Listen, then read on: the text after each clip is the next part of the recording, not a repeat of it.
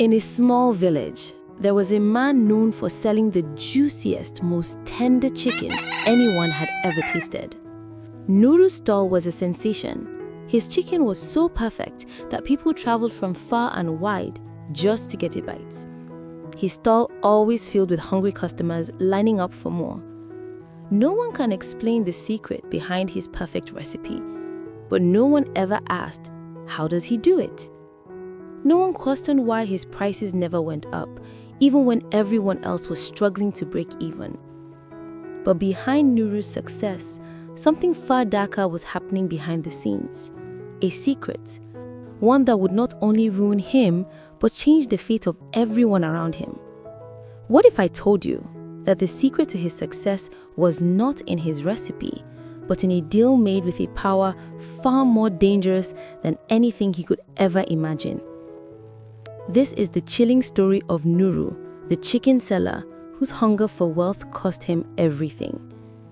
Before we get into this mystery, don't forget to hit that subscribe button, tap the notification bell, and like this video if you love spine-chilling African folktales.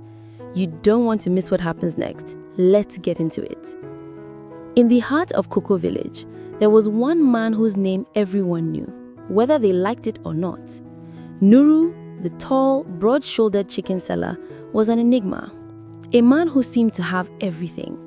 From dawn until dusk, his stall by the market square was always busy, smoke billowing from his iron grill and the air rich with mouth-watering scents of spices and firewood.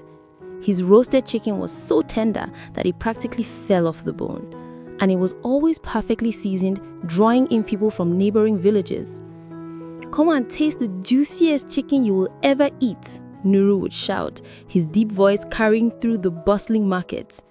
His customers flocked in droves, some traveling from as far as the next town, all for a piece of his famous roast chicken. He had earned a reputation for being the best, and no one could deny it. But there was something about Nuru that didn't sit right with some people. His stall was always packed, the smell always irresistible, and his prices, well, his prices never seemed to change. Even as the cost of chicken soared across the land, Nuru's prices stayed the same, almost too good to be true. Some of the village elders muttered under their breath, "He must have found a hidden treasure." Others, more superstitious, whispered, "This man is not normal. There's something strange about his success." And yet, nobody questioned him. The taste was too good, the food too satisfying. Nuru's chicken had a pull that no one could resist. His customers were loyal, returning day after day, as if enchanted by the tender meat and the way it melted in their mouths. It was a mystery. How could Nuru always have enough chicken to sell, even when supplies were scarce for others? And why did it seem like his success never ended? Not far from his stall, however, was another chicken seller, Mama Ayo, a woman who had been roasting chicken long before Nuru came to the village. At first, she didn't think much of Nuru's business, but soon she noticed something that made her blood boil. Her own sales had started to drop. The villagers, once loyal to her, now lined up in front of Nuru's stall, eager to get their hands on his famous roast chicken. How can one man sell so cheaply and grow so rich? Mama Ayo muttered to herself one evening, bitterness creeping into her voice. There's no way he can keep up with demand like this. There's got to be something he's hiding. Her suspicions grew stronger with each passing day. As the days turned into weeks, Mama Ayo began to tell a few of her closest neighbors, "I'm going to find out what Nuru is really doing. Something is wrong here." And so the whispers began. The people in the village were curious, but no one dared to ask Nuru directly. After all, he was popular, and who would question the man who had the best chicken in the village? But curiosity was a powerful thing, and it wasn't long before the question on everyone's minds became clear. How did Nuru do it? As the days passed, Nuru's business continued to thrive. His fame spread beyond the village, attracting travelers who made special trips just to taste his chicken. The market square was always filled with the sound of sizzling meat, the hum of conversation, and the tantalizing aroma of roasted spices. But beneath Nuru's smile and booming voice, something was changing, something that nobody could see.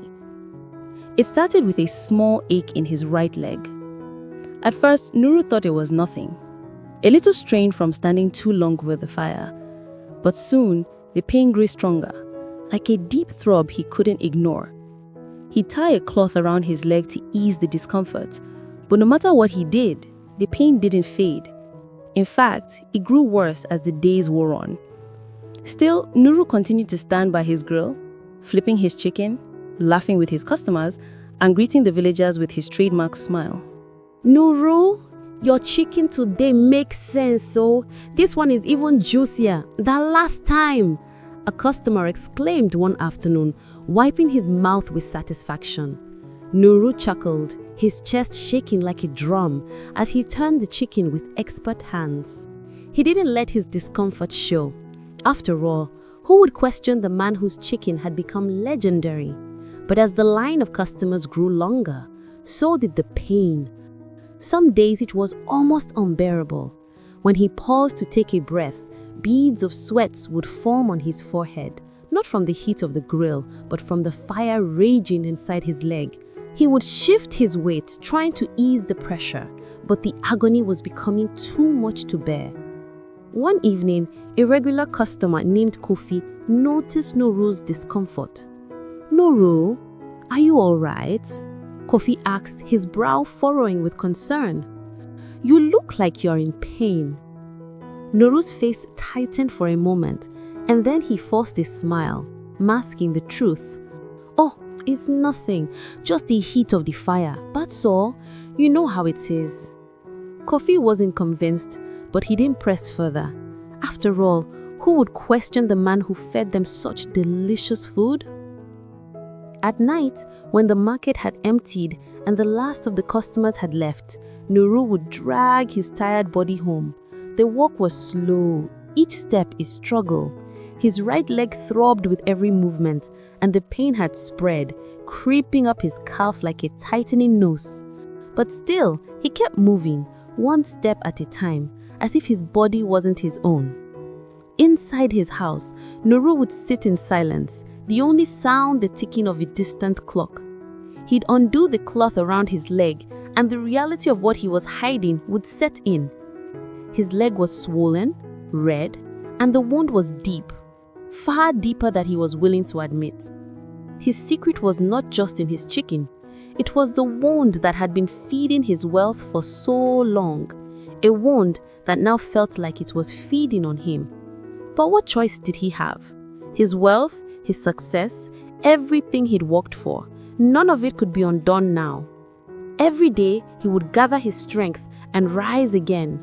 The next morning, he would return to the market smiling and selling chicken like nothing was wrong. His customers never suspected a thing. And so, the vicious cycle continued. The pain in his leg grew worse, but Nuru pushed on, believing that if he just kept going, the suffering would eventually fade. But deep down, a voice whispered to him. How long could he keep this up before the cost of his success came crashing down? One evening, as Nuru sat in a quiet corner of his house, a memory from years ago flickered in his mind. He could almost smell the diesel fumes of Lagos, hear the loud chatter of busy market goers, and see the gleaming cars that always seemed to pass him by. He had once been like them, a young man with big dreams and an aching heart full of ambition. But ambition alone had never been enough to escape the life he had been born into. Back then, he worked in a mechanic shop at Apapa, lifting heavy engine parts, scrubbing grease off the floor, and fetching bolts for customers. But while his hands worked, his mind burned with thoughts of the life he would never have. Every day, he watched the wealthy men who came to buy vehicles and automobile components, dressed in clothes so fine that they practically shimmered in the sun, their cars always gleaming, their laughter echoing with ease and confidence. It was as if they owned the world. "Why must I live like this?" Nuru would whisper to himself, his hands trembling as he wiped the sweat from his brow. "Why was I born into a life of poverty? Why did my mother leave me nothing? Why did my father and his ancestors have no land to give me? How long will I struggle while others thrive? The bitterness inside him grew until one fateful afternoon, it boiled over. That was when he saw him, Chief Obi, a man whose wealth was talked about in every corner of Lagos. He drove a big black SUV jeep, and his convoy was like a parade, with people greeting him with respect, calling him Senior Man, Big Man, the Mighty One. Nuru watched him with wide eyes, his heart pounding with envy and longing. Chief Obi had everything Nuru ever wanted, and more. For months, Nuru watched him, studying the man's every move. He saw how his pockets never seemed to go dry, how he walked with an air of power that everyone around him respected. One day, after the chief had made his purchase, Nuru couldn't take it anymore. He wiped his greasy hands on a rag and stepped forward. "Chief," Nuru said, trying to steady his voice. "Please, show me the way. I don't want to die poor." Chief Obi stopped, his sharp eyes locking onto Nuru's. For a long moment, the bustling market seemed to fade into the background. And then, the chief smiled. A slow, knowing smile. "You are one brave young man," he said. "Many talk about wanting wealth, but few dare to ask. If your heart is strong, come and see me tonight. We shall talk like men." Nuru's chest pounded with excitement. He bowed slightly and whispered, "Thank you, Chief. I will come." That night, Nuru's mind raced. He had no idea what would happen when he met Chief Obi, but one thing was clear. This was his chance. This was the opportunity he had been waiting for. The chance to escape the life he'd known, to finally live like the rich men he had envied for so long. As the evening grew darker, Nuru stood in the shadows, beneath a flickering street light. His heart beat fast, his hands sweating as he waited. The sound of a car horn broke the silence, and he saw the black SUV jeep roll to a stop. The door was opened by a chauffeur, and Chief Obi stepped out, his face half lit by the street light. His smile was faint, but it held a promise. "Get in," the chief said. Nuru obeyed, sliding into the back seat with trembling hands.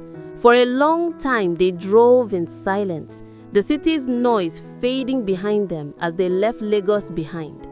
At last, the jeep stopped before a small, unremarkable mud house on the outskirts of the city. Chief Obi stepped out and motioned for Nuru to follow. Inside, the room was dimly lit, and in the center of the room sat a man who looked older than Nuru had ever imagined. He had a long white beard, and his eyes gleamed with a strange, unsettling light. "Welcome," the man said in a low, steady voice that seemed to echo in the room. "You come to find the road to wealth." Nuru nodded, his heart racing. "Yes, sir." "Call me Baba Do Good," the old man said. "Yes, Baba Do Good. I am ready." Baba Do Good's eyes stayed fixed on Nuru as the chief slowly untied his red wrapper, revealing his right leg. Nuru's breath caught in his throat as he saw the deep, dark wound on the chief's calf.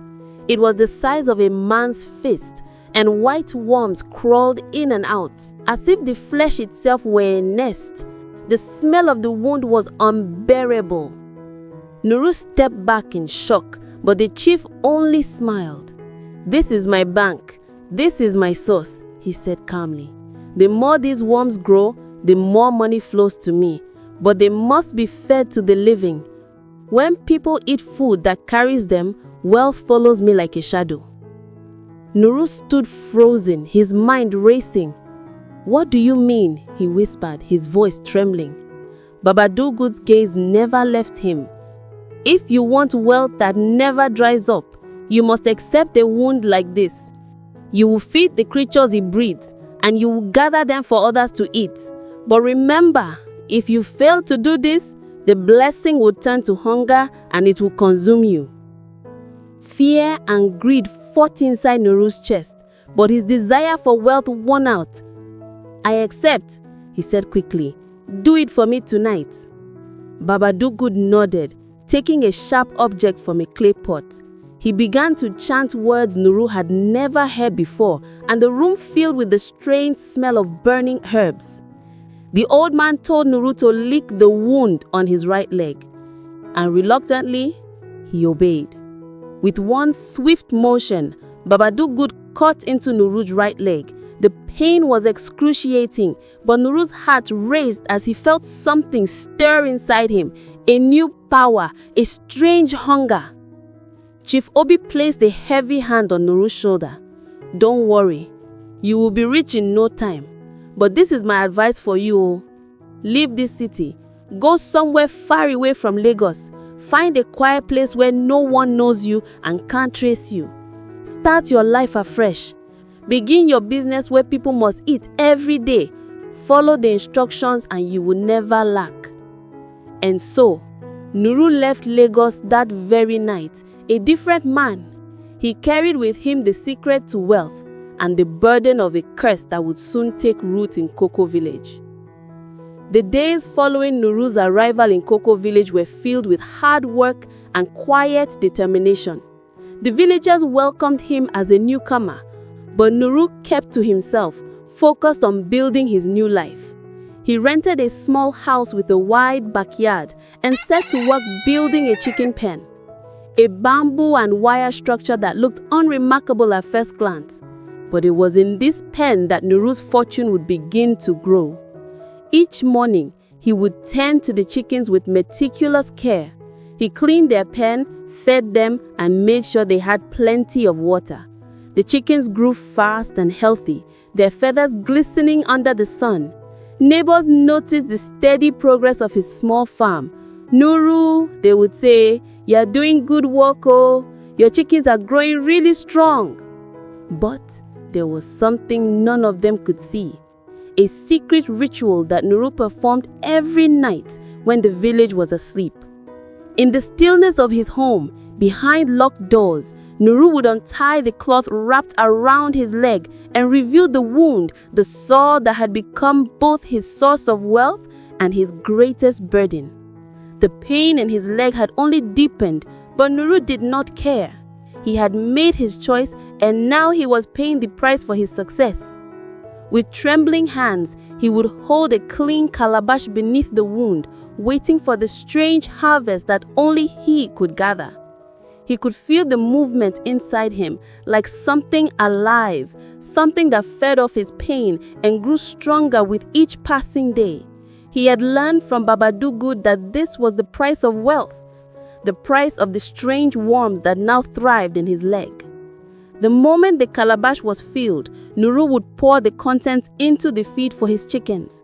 The worms, tiny and wriggling, would slowly settle in the grain, and Nuru would watch, his heart pounding, as the chickens devoured it. Every night, he repeated the ritual, always in silence, always in secret. The chickens grew fatter, healthier, and more delicious with every passing day. The villagers marveled at how Nuru's chickens seemed to have a magic of their own. "Oga Nuru, these your birds grow like they've been eating themselves," one man joked. Nuru would laugh, his voice deep and warm, but inside, his mind was elsewhere. He knew the price of this success, the price that no one else could see. Yet, the temptation of wealth was too strong and he could not stop. By the time the chickens were ready for slaughter, they were the most sought after in the entire village. Nuru's store was always crowded, and the line of customers seemed endless. People came from villages far and wide, drawn by the irresistible aroma of roasted chicken.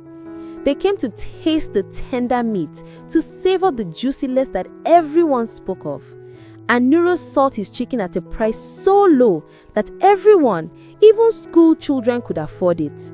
No one could believe how he did it. While other grill and chicken sellers complained about low patronage and slow economy, Nuru was always smiling because his wealth kept increasing day after day. His wealth seemed endless, and every day, as he counted his earnings, he was grateful for the fortune he had made.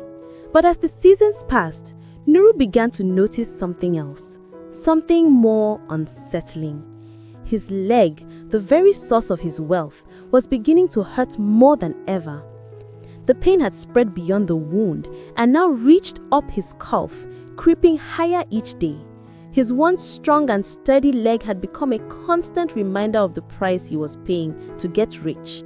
The sharp pain was always there, a fire that burned with every step he took. But Nuru didn't stop. He couldn't. The customers kept coming, and with them, the naira notes kept filling his pockets. Each morning when he set up his stall, Nuru smiled at the long line of customers, his chest swelling with pride. He had everything he wanted: wealth, respect, and a business that seemed to be flourishing beyond his wildest dreams. But behind his smile, his leg ached, and the wound throbbed with a steady rhythm that reminded him of the bargain he had made. The worms inside him grew, and so did his fortune, but the darkness that came with it was something he could no longer ignore. The villagers, oblivious to Nuru's suffering, continued to praise his entrepreneurial drive and business acumen. They talked about it in every corner of the village. They marveled at how he came in and changed the chicken business game, how he always had enough, how his prices never changed despite the high inflation, high prices of chicken feeds and tough economy, and how his chicken was always the best. But Nuru knew the truth. He knew that with every penny he earned, with every chicken he sold, he was feeding something far darker than the customers ever realized. And still, he could not stop. He had made his choice, and now he would live with the consequences with the rest of his life. But what he didn't know was that the price of his success would soon catch up with him in a way he could never have imagined. It was a cold evening when Nuru first felt the full weight of his secret pressing down on him. The air in the village had shifted, a dryness in the wind, a tension that seemed to tighten around everything. But it was Nuru himself who felt the change most sharply. The pain in his leg had become unbearable. What had once been a dull ache was now a searing fire that consumed him from within. Every step he took felt like he was dragging a heavy weight behind him, and the constant throb in his leg was more than he could endure. Yet, despite the growing pain, Nuru couldn't stop. It was a festive season and the market was busier than ever, and his chicken was more popular than ever. News of his business has spread far and wide, and people from different communities traveled long distances to patronize him. The long line of customers stretched down the square, and he stood there, sweating under the heat of the grill, his smile pasted on his face as he flipped the birds with hands that trembled. It was as if he were trapped in a cycle he could no longer break. His body was screaming for rest, but his mind only saw huge bundles of naira notes and heard the sound of coins clinking in his pockets, the rush of success that came with every sale. "Nuru, are you well? Is everything okay with you?" A voice broke through the haze of his pain. It was Coffee, the same customer who had noticed his discomfort months ago. He stood there, with a huge concern written on his face as he watched Nuru struggle to stand straight and upright. Nuru forced a smile, wiping the sweat from his brow. "I'm fine, Coffee. You know the stress of having to deliver the best services to these customers. They don't want to hear stories, oh. I'm totally fine. It's just the heat of the fire. There's nothing to worry about." But as he said the words, the truth was becoming clearer to him. The pain wasn't just physical. It was the consequence of everything he had done, the secret bargain he had made for wealth, the price he had agreed to pay. And now that price was more than he could bear. That evening, as the market slowly emptied and the last of the customers drifted away, Nuru could barely drag himself home. His leg felt like it was on fire, the wound pulsing with an intensity that made it hard to think. When he reached his house, he collapsed on the bed, his breath ragged as he peeled off the cloth wrapped around his leg. The sight that met him was horrifying. His leg had swollen even more, the wound spreading like a dark stain on his skin. The edges were now black, hard as if the flesh were burning from the inside out. The worms, those terrible creatures he had fed for so long, had multiplied, and they crawled beneath his skin, moving in rhythm with his heartbeat. In that moment, Nuru realized that the bargain he had struck had not only given him wealth, it had taken his peace and his very soul. The price he had paid was not just a wound on his leg, it was a wound on his spirit, one that would never heal. He had fed his greed and now it was consuming him. But even then, Nuru couldn't stop. He had tasted the sweetness of wealth and it had become an addiction. The thought of giving it up, of walking away from everything he had built, was unthinkable. So he did what he had done every night. He gathered the strange wriggling contents from his wound and he fed it to the chickens. The chickens, as always, grew fatter and healthier, their meat more tender than anything the villagers had ever tasted. But with each passing day, the pain in Nuru's leg grew worse. The worms crawled deeper and the blackened edges of his wound spread like a creeping poison, slowly overtaking his body. In the quiet of his home, Nuru lay awake at night, unable to sleep. His mind raced with thoughts of what he had done. What had he truly gained, and what would be the cost of his continued success? But no matter how much he thought, no answers came. The only thing he could focus on was the next day, the next market, the next sale, the next customer. And so the cycle continued. The chickens kept growing, the money kept flowing, and the pain kept deepening. He didn't want to return to poverty. He thought about how he struggled, how he was mocked and scorned by many, and how he's being respected and hailed for his wealth and prosperity. Nuru knew he couldn't stop, at least not now. The darkness that had started inside him had become a part of him. He had sold his soul for success, and now he would pay the price for it, whether he liked it or not. It was a stormy night when Nuru could no longer deny the price of his success. The winds howled through Cocoa Village, rattling windows and shaking the trees. The air was thick with an eerie quiet, as if the village itself held its breath. Inside Nuru's home, however, the atmosphere was thick with something far darker.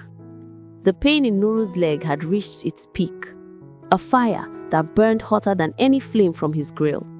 His entire body trembled as he lay on his mat, drenched in sweat.